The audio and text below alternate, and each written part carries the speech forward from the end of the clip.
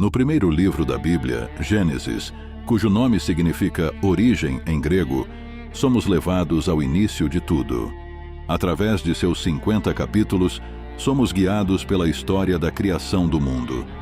Deus, em sua infinita sabedoria e poder, cria os céus e a terra, moldando o homem à sua própria imagem.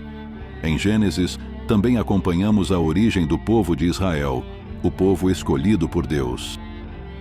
Neste livro sagrado, testemunhamos a transformação do caos em ordem ao longo de 6 dias divinamente ordenados. No 7º dia, após completar sua grandiosa obra, Deus descansa, abençoando e santificando esse dia como um dia de descanso e adoração. Gênesis não é apenas uma narrativa das origens, mas uma revelação profunda da majestade de Deus, de sua criação e de seu propósito para a humanidade. Cada versículo nos convida a refletir sobre nosso próprio papel na criação divina e a nos maravilharmos com o amor e a sabedoria de nosso Criador.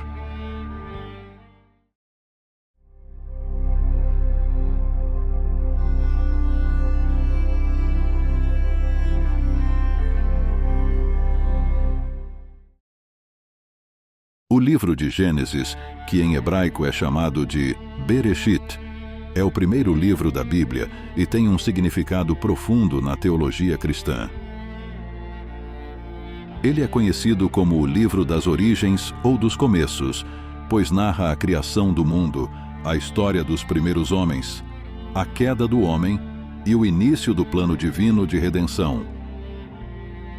Gênesis começa com a majestosa narrativa da criação do céu e da terra e estabelece o palco para a história da humanidade e a revelação do caráter de Deus. O livro é dividido em 2 partes principais: a história primeva, capítulos 1 ao 11, e a história dos patriarcas, capítulos 12 ao 50.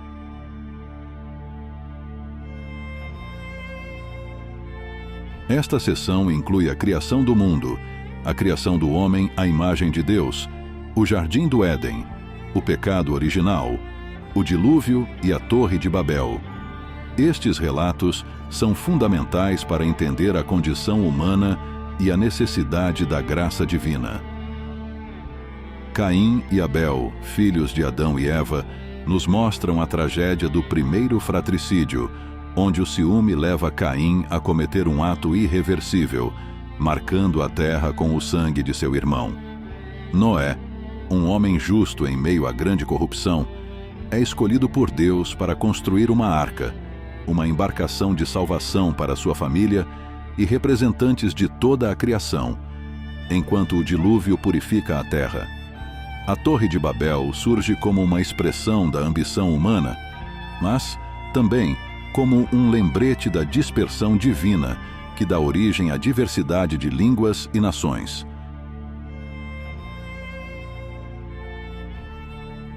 A segunda parte do Gênesis foca nas figuras de Abraão, Isaque, Jacó e José.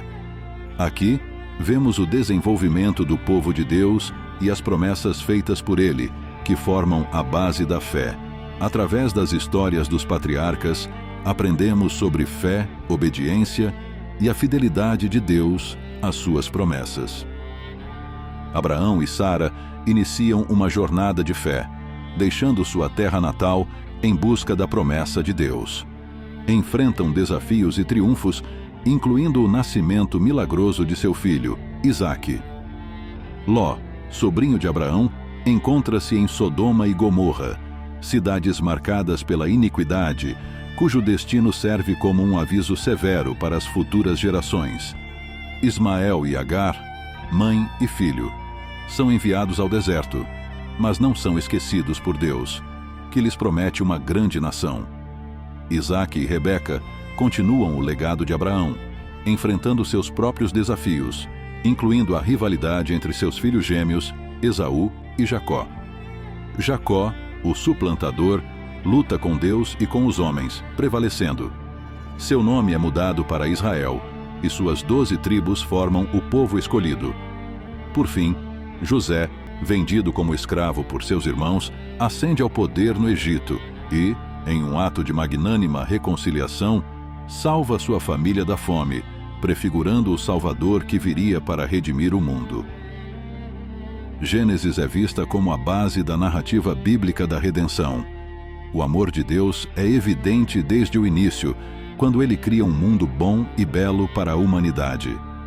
Mesmo após a queda, Deus não abandona suas criaturas, mas promete um Salvador que restauraria a relação quebrada entre ele e o homem. Este amor redentor é o cerne da mensagem do Evangelho e é refletido na doutrina da justificação pela fé, um tema que percorre toda a Escritura. A autoria tradicionalmente atribuída a Moisés é apoiada por várias passagens dentro do próprio Pentateuco e em outras partes da Bíblia. O livro foi provavelmente escrito entre os séculos XV e XIII a.C., durante ou logo após o êxodo dos israelitas do Egito. Gênesis estabelece muitas doutrinas fundamentais que são desenvolvidas ao longo da Bíblia, como a natureza de Deus, o pecado, a redenção, as alianças e as promessas. A compreensão desses conceitos é essencial para interpretar o restante das Escrituras.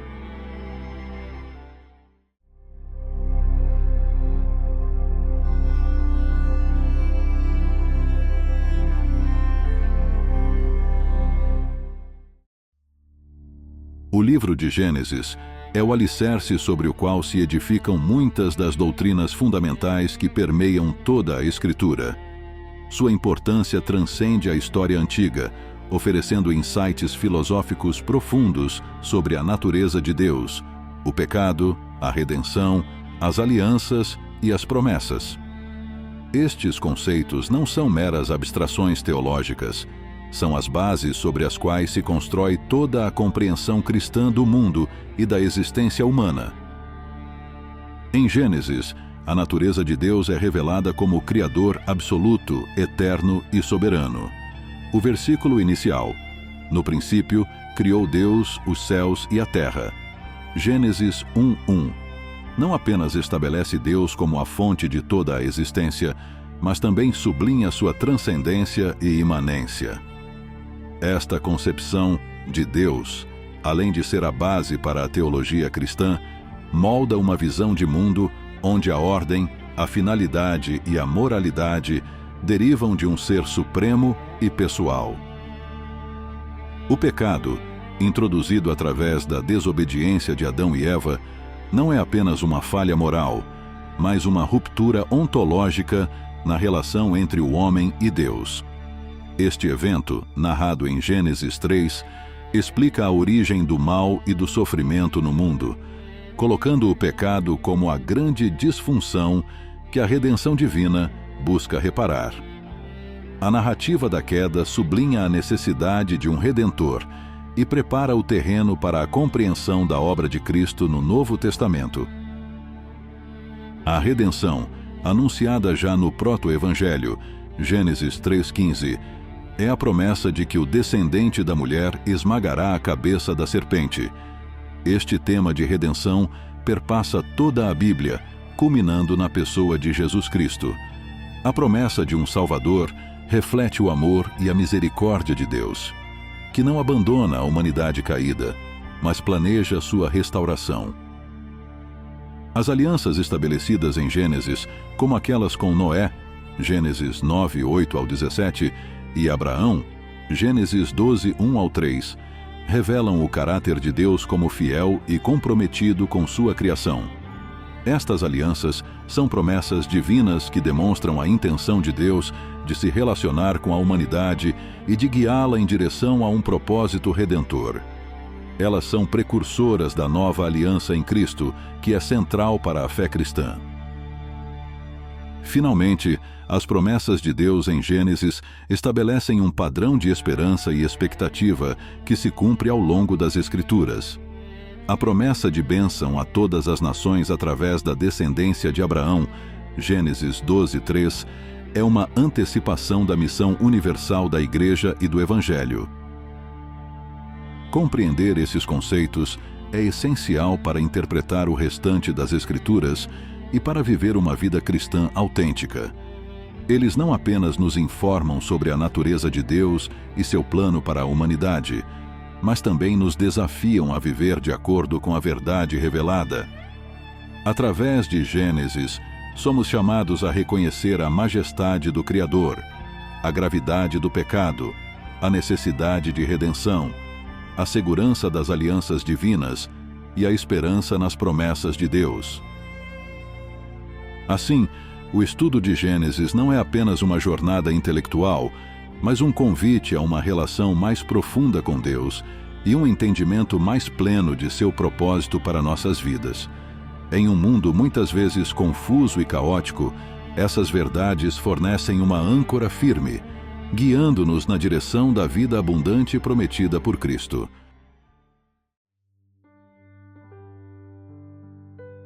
Que a paz do Senhor esteja com todos vocês. Foi uma bênção compartilhar este tempo na Palavra de Deus. Que as sementes plantadas aqui floresçam em seus corações e produzam frutos de amor e fé. Não se esqueçam de se inscrever para continuarmos nossa jornada espiritual juntos. Até o próximo vídeo, mantenham a fé e que Deus os abençoe ricamente. Amém.